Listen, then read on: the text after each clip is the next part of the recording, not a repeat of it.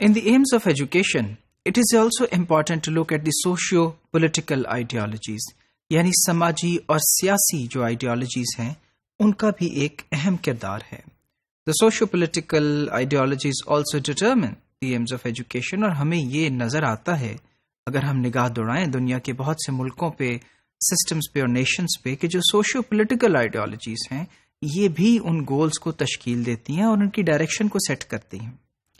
جس طرح ایک ڈیموکریٹک گورنمنٹ یعنی ایک جمہوری حکومت، a fascist government ایک آمرانہ حکومت، اینڈ a communist government جو کہ ایک کمیونسٹ حکومت ہو.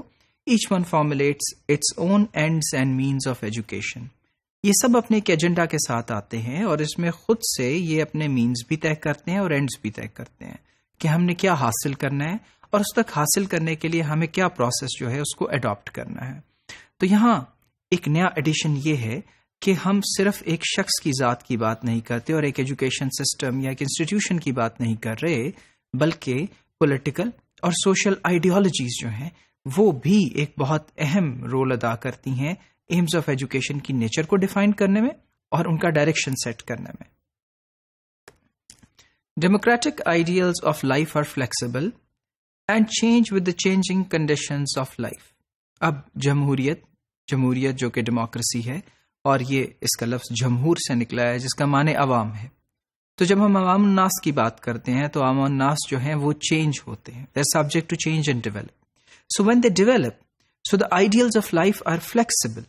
اب یہاں ان میں ایک خاص لچک موجود ہے جو آئیڈیلز ہیں زندگی کے، and they change with the changing conditions of life. اور زندگی کے چینج ہونے کے ساتھ ساتھ یہ چیزیں چینج ہوتی جاتی ہیں، وہ جو آئیڈیلز ہیں وہ تبدیل ہوتے جاتے ہیں. And hence a democracy aims at the highest development of the innate potentialities of the individual. اور جو ڈیموکریٹک ایمز ہیں وہ یہ ہیں کہ بہترین طریقے سے اجاگر کیا جائے، ڈیولپ کیا جائے ان پوٹینشیالٹیز کو جو ایک شخص کے اندر موجود ہے.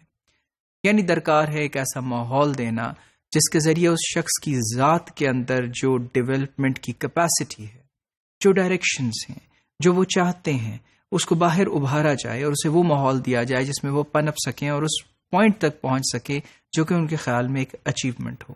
سو یہاں ہم جو پورا ایمفیسس ہے وہ انڈیویجول پہ دیکھ رہے ہیں کہ انڈیویجول کو معاشرے کے لیے کس طرح سے ڈیولپ کرنا ہے.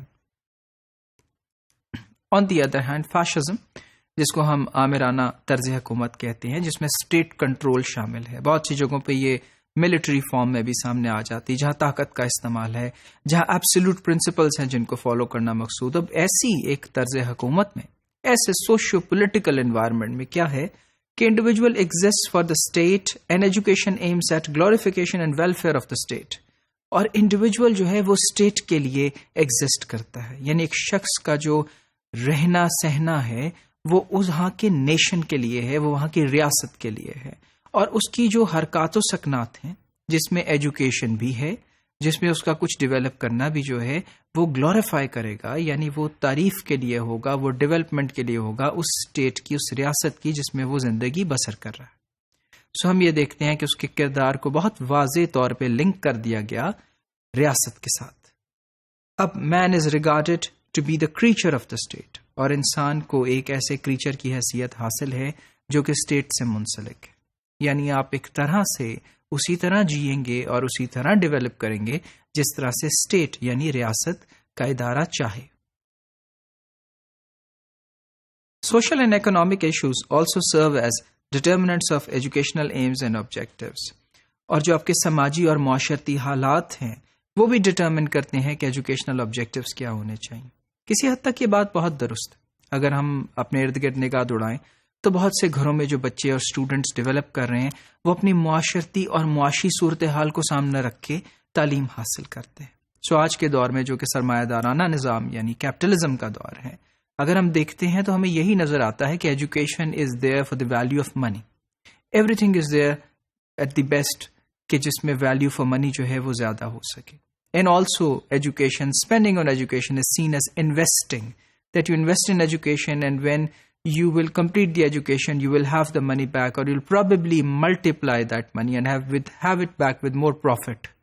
تو اس لحاظ سے پھر جو تعلیم لوگ حاصل کرتے ہیں وہ اپنے سماجی اور اپنے جو معاشی حالات ہیں ان کو دیکھتے ہوئے کرتے ہیں. بہت سے لوگ ان پروفیشنز کے لیے پروفیشنل تعلیم حاصل کرتے ہیں جس سے پیسے آنا یا روپے کا آنا مقصود ہوتا ہے، جس کے ساتھ ان کے حالات تبدیل ہو سکیں. سو یہ ایک کنڈیشن ہے جس کے واضح ثبوت ہمیں اپنے ارد گرد کے ماحول میں نظر آتے ہیں.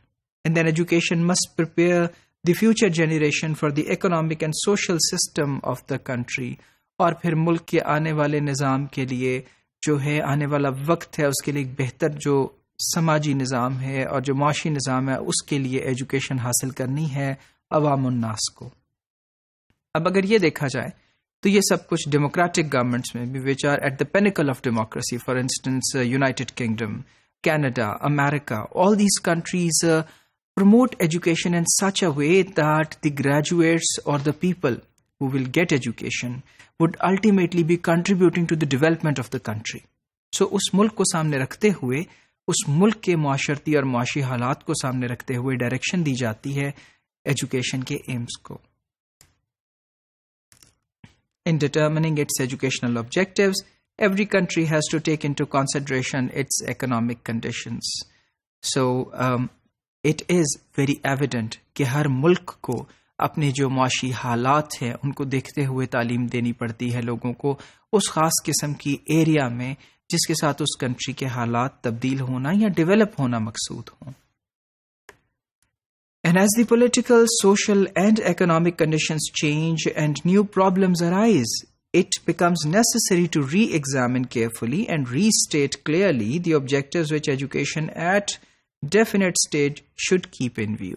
اور جس طرح سے کنٹریز کے حالات بالکل تبدیل ہوتے ہیں سوشل اور پولیٹیکل اور اکنامک، اسی طرح سے ایجوکیشن کے ایمز کو بھی ری ایڈریس کرنا مقصود ہے، because at this stage and time the world changes very quickly.